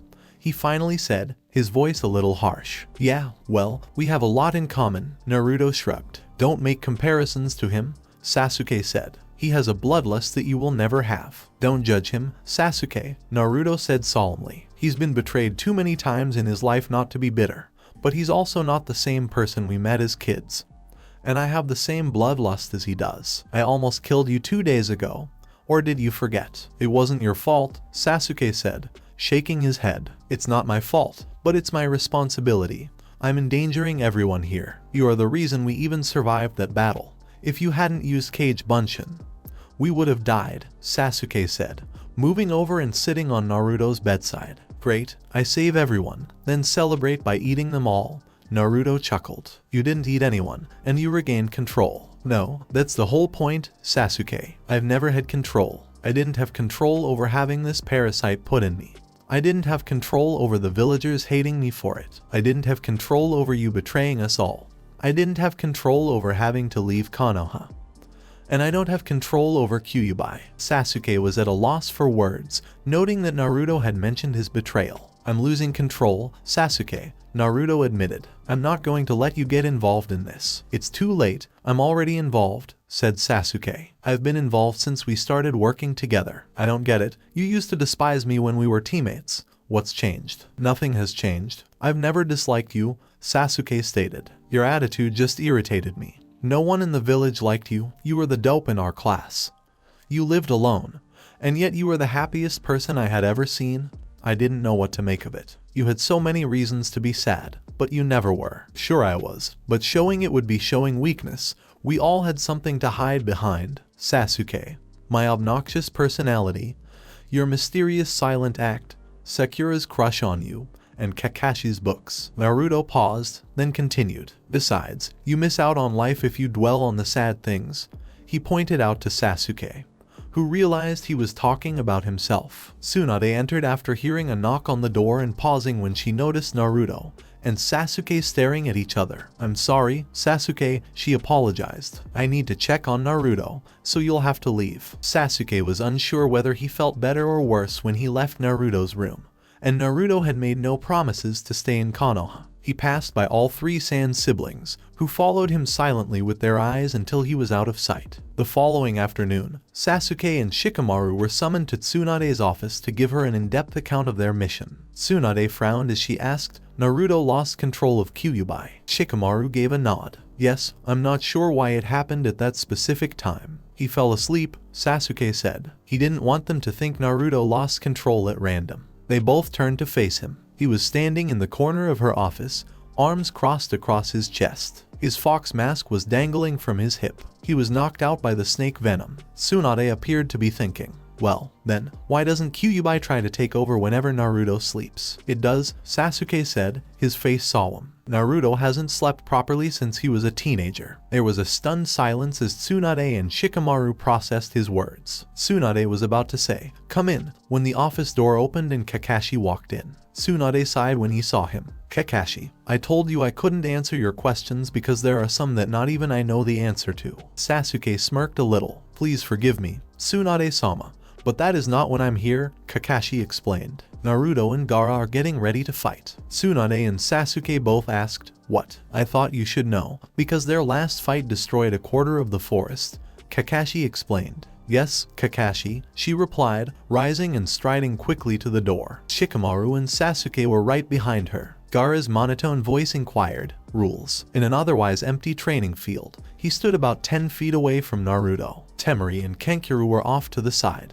leaving plenty of room to get out of the way of the younger men. They'd learned over the years that Naruto and Gaara's spars often covered a lot of ground. Naruto appeared thoughtful as he tightened the hitai around his hair. No killing each other. Gaara made a conscious effort to roll his eyes. I think that's a foregone conclusion, he said. Well, with you, you never know, Naruto chuckled. I like to establish the no-death rule right away. Kankuro smiled as Temari stifled a laugh. Naruto was the only person who could insult Gaara without learning Gaara's desert graveyard technique. He was also the only person Gaara considered worthy of sparring with. Gaara's gourd suddenly became lidless, and sand began to pour from it as gently as sand in an hourglass. Naruto waited for Gaara to make a move as the sand came to a halt. The redhead, on the other hand, was perfectly content to wait. Naruto sighed after a few moments. Gaara was well aware that patience had never been one of his strong suits. To hell with it, Naruto muttered, raising his hands and performing familiar seals. He laughed. Kyuubi had healed his arm to the point where he only felt minor discomfort. Nothing compared to the sharp pains of before. Kage Bunshin no Jutsu, says one. There was a cloud of smoke, and 5 Narutos had appeared in front of Gaara. Gaara knew Naruto had a plan, or else he would have summoned a slew of clones and charged at him, though they had sparred enough that Naruto knew that approach never worked. Naruto fingered the kunai and shuriken in his waist pouches. They were usually used to distract or catch an opponent off guard, but what was the point when Sand moved to protect Gaara without the other man even realizing it? His brows rose as his finger brushed across a scroll. Sakura and Lee were on their way to train when they noticed 5 Narutos and Gaara fighting. They were concerned that it was a fight until they noticed Temari and Kankuro calmly watching from the sidelines. Are they sparring? Sakura inquired as they approached the 2 siblings. Yeah, Temari agreed, watching Naruto and wondering what kind of strategy he was hatching. Oh, exclaimed Lee with delight. Do you think they'll mind if we watch? Temari shook her head. She and Kankuro both heard a few more people approaching them quickly, but neither of them turned to see who it was. Averting your gaze during one of these spars could result in you missing a crucial move. Naruto and Gaara's fights were more akin to chess matches than sparring. Of course, Naruto had to do the majority of the thinking, and it was always fascinating to see what he came up with to try to get past Gaara's defense. If he could come up with a good enough distraction, his speed was sometimes enough. They also had to pay close attention because just watching them could be dangerous because both men tended to use their more dangerous and lethal moves on each other. What's going on here? The Hokage demanded as she drew even with them. Naruto and Gaara are sparring, Lee exclaimed, his own training plans completely forgotten. Kankuro caught sight of the Hokage and noticed the shadow user, the silver-haired copy ninja, and the Uchiha with her. I don't think this is a good idea, Tsunade said, stepping forward to stop things from getting out of hand. No, Hokage-sama, Temari replied. Naruto is about to make a move, and once Gaara gets started, well, let them finish. Don't be concerned, Kankuro said. They've already made the no-killing rule. 6 pairs of stunned eyes turned to the siblings, who were staring intently at the younger men. Sasuke started forward, not wanting to see Naruto get hurt again, but one of the Narutos suddenly pulled a scroll from the pouch around his waist. He bit his thumb and opened the scroll, smearing blood along its length before closing it again. With the scroll still in his hands, he began a series of seals, which Kakashi recognized. Summoning no jutsu, exclaimed Naruto, slamming the scroll to the ground. A massive cloud of smoke obscured all visibility. When the smoke cleared, everyone in the room looked at the whiskered man, who was standing with his hands on his hips, looking distinctly proud of himself. They were expecting something spectacular, such as a large frog or even Gamabunta. They weren't expecting to see hundreds of frogs the size of Gamakichi hopping around the clearing, asking each other if there were snacks. He's still a moron, Sakura exclaimed. Lee laughed nervously and rubbed the back of his neck. Gaara, on the other hand, was still staring at him, treating him as no less of a threat. I hope they can run, Naruto, he said before making his move. Sand poured from the gourd earlier rose into the air, splitting into small balls that Gaara's chakra hardened. Sandballs began to rain down on the small frogs like hail. Of course they can run, they're cowards, Naruto said as the frogs began shrieking in high-pitched voices and hopping all over the training field, avoiding the sand. Hit frogs would yell, "Oh," before disappearing with a pop. Overall, the battle had devolved into chaos, which seemed entirely appropriate when dealing with Naruto. Where are you? Gaara inquired, calmly watching as more frogs vanished. The same thing had occurred to Sasuke, Kakashi, Shikamaru, and the Sand siblings. Sakura and Lee were perplexed by the question, but Tsunade recognized it and wondered how she had missed it before. There had been 4 clones of Naruto before he summoned the frogs, but now he stood alone among the hundreds of frogs. One of the frogs to Gaara's right transformed into Naruto, who exclaimed, "Right here," before tossing 2 kunai at him. One flew at Gaara and was stopped by his sand, while the other flew off course and landed uselessly behind the Sand ninja. Sand flew into the attacking Naruto with a flick of Gaara's wrist,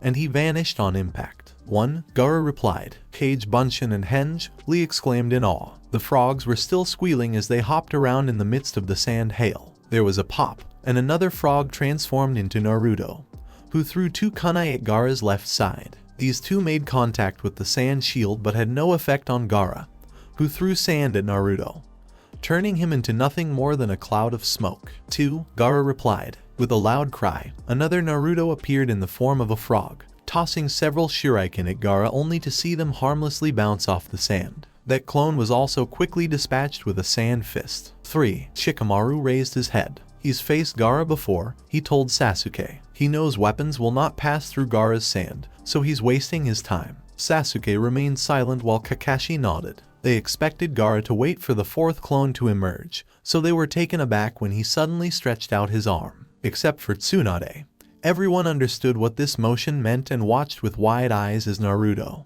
who had been standing calmly across the clearing, saw the sand fly towards him. He tried to flee, but unseen sand on the ground grabbed his ankles and held him still. The sand hand encircled the struggling Naruto until they couldn't see him anymore. They waited to see if Naruto would break free, but after a few moments of silence, they assumed Gaara had won the spar. When Gaara closed his fist, causing the sand to crush Naruto, Tsunade gasped, Sakura stifled a scream, and the others froze in shock. Only Temari and Kankuro appeared unaffected. Shikamaru was the first to notice that the blood that usually accompanied Gaara's desert graveyard was missing. There was a pop, and smoke slid out from between the sands gently. 4, Gaara said, lowering his arm and returning his gaze to the remaining frogs. When Gaara closed his fist, Sasuke was certain his heart had stopped. Looking around at the pale faces, he realized he wasn't the only one. Kakashi wondered what Naruto's plan was. He knew the real him was among the frogs, but he had no idea what good that would do him. Shikamaru's frown indicated that even the young genius hadn't figured it out yet. Gaara began shooting sand at the remaining frogs. Rasengan, yelled someone from behind him. Kankuro inquired, where did he come from? The kunai, Kakashi said, having just realized what he was talking about. The clone's first kunai, which missed Gaara and landed behind him. He turned himself into a kunai, Lee inquired. Kakashi, Sasuke, and Sakura shared a knowing look. It wasn't the first time Naruto had used this method. Gaara had been completely caught off guard. There had been no frogs in his path. Where had Naruto appeared?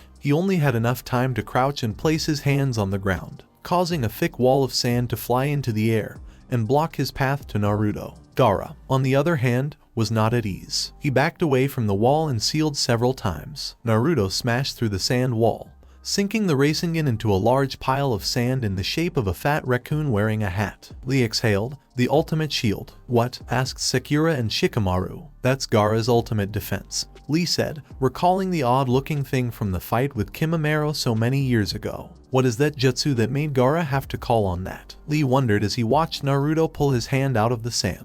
Tsunade replied, that is the Rasengan. Only Naruto, Jiraiya, and the 4th Hokage have ever mastered it. They stared at her, then back at the young man who had just used such a powerful jutsu. He was complaining to Gaara, using your giant raccoon isn't fair. He grumbled, you use Rasengan, and I use the shield of Sukaku, Gaara said flatly. He reached out his arm, and sand flew at Naruto, who was quickly surrounded. He struggled at first, but he was soon cocooned. Give up? Asked Gaara. Like hell, Naruto yelled from inside the desert coffin. Sasuke made a move to stop Gaara when he closed his hands slightly. He would not stand by and watch Naruto be crushed to death. Calm down, Uchiha, Kankuro advised. Gaara will not harm him. Besides, Temari explained, Gaara couldn't crush him anyway with Naruto's chakra control. What exactly do you mean? Sakura inquired. Naruto can make his chakra surround and harden around him, like an invisible shell, Temari explained. It's similar to Gaara's sand armor, except Gaara's does it automatically. Naruto has to think about it. Kankuro gave a nod. So if he's distracted, he can still be hurt, but the sand won't be able to crush him in this case. Gaara is just increasing the pressure to make him uncomfortable. Konoha's ninjas stared at the sand that held Naruto. Was it even possible to have such chakra control? Tsunade had never heard of anything like it. Sasuke suddenly remembered the night he and Naruto fought in the Hokage Tower's hallway. A chakra shield. That explains why Naruto was unaffected by Chidori. Gaara's grip tightened even more. Are you finished yet, Naruto? He inquired. Naruto didn't respond, but Gaara could hear seals whispering. He cocked his brow. Maybe the match wasn't as over as he thought. Katen, Ryuka no Jutsu, yelled someone from deep within the sand. Several onlookers looked at Sasuke, who was wide-eyed. That technique was uncommon. In fact, most fire techniques were reserved for the Uchiha clan. Those who had seen Sasuke perform the jutsu on the rare occasion knew that a lot of flames must be coming from Naruto's mouth. But what would happen to Naruto if he had nowhere to go as the fire remained contained in the sand? He's a fire fox, he says. Fire summons him. Sasuke fixed his gaze on the sand ball. What was Naruto up to? The sand appeared unchanged from the outside, but Temari and Kankuro could tell something was going on inside by the way Gaara's hand began to shake. Even from a distance, the sand began to glow red, and they could feel the intense heat it was emitting. Lass, Shikamaru exclaimed abruptly. Everyone looked at him, perplexed. When you heat sand to a very high temperature, it turns into glass. When they returned their gaze to the sand, they noticed that it was gradually becoming transparent. Naruto stood in the center, unharmed, as flames flew around his body. The sand began to dissolve around him, forming a pool of liquid glass on the ground. Naruto leaped to the ground, avoiding the glass and putting an end to the fire jutsu, grinning at Gaara with red eyes that quickly faded to blue. Naruto then charged at Gaara, while everyone else waited for the sand to leap up and block him. Everyone was surprised when Naruto tackled Gaara, who would have landed painfully on his back if his sand shield hadn't caught him before the impact and gently laid him down. Naruto sitting smugly on his stomach. How come the sand didn't block Naruto? Kakashi wondered. It can detect malicious intent, Temari explained. Otherwise, no one could ever touch him. What did you think of that, Gaara? It took me forever to think of a way to defeat your damn desert coffin. She and Kankuro smiled as Naruto continued to sit on their brother. Gaara raised his brows, pretending to be indifferent, but a tiny smile tugged at the corners of his mouth as the 25-year-old on top of him pretended to be 12. With a mixture of rage and jealousy, Sasuke observed the scene. Naruto was always quiet and almost depressed around him, but with Gaara he seemed happy. Tsunade, Kakashi, and Shikamaru were discussing the spar with Temari and Kankuro, while Sakura and Lee were having their own conversation. Only Sasuke was paying attention to the two remaining on the field. Naruto leaned back, resting his back against Gaara's thighs as Gaara raised his knees. Naruto was still explaining how he came up with the glass idea, brightly smiling as he remembered a specific detail. Sasuke noticed that they appeared to be at ease. He and Naruto were more at ease than they had ever been in their lives. He abruptly turned and walked away. Naruto would never act that way around him. Sasuke had betrayed him, and he would never be able to completely atone for it. I will continue the story in next part, so turn on the bell notification so you never miss an upload. Till then, we weeb offline.